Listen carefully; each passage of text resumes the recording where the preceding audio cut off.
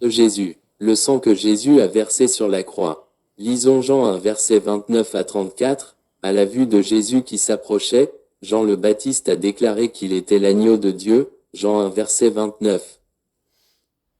Cette notion n'était pas étrangère aux Israélites, car leur loi exigeait que le sang soit versé pour l'expiation des péchés. Lévitique 17 verset 11.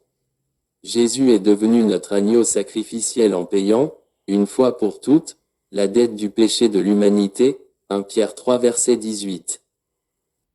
Sa mort garantit le pardon et la vie éternelle à tous ceux qui se confient en lui comme leur sauveur. En matière de salut, Dieu ne requiert ni n'accepte autre chose. Jésus a tout réglé entre Dieu et humanité. Il est mort pour nous procurer la rédemption. Ce terme était utilisé pour décrire une transaction commerciale lorsque quelqu'un rachetait un objet de valeur.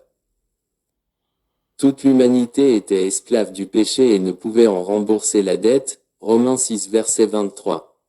Jésus, notre agneau sacrificiel, est volontairement mort à notre place, son sang nous a rachetés pour son Père. 1 Pierre 1 verset 18 et 19.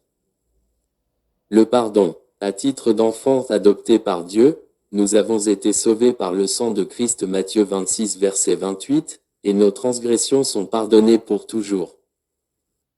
La peine que méritaient nos fautes a été totalement payée. Lors de notre conversion, notre culpabilité pour nos péchés passés, présents et futurs est effacée. Méditez sur l'œuvre accomplie par notre Sauveur au Calvaire, Éphésiens 1 verset 7. Comme agneau sacrificiel, Jésus a échangé sa vie contre la nôtre, il l'a donnée pour régler notre dette.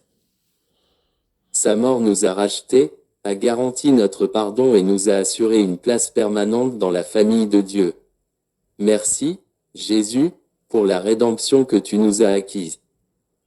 Amen.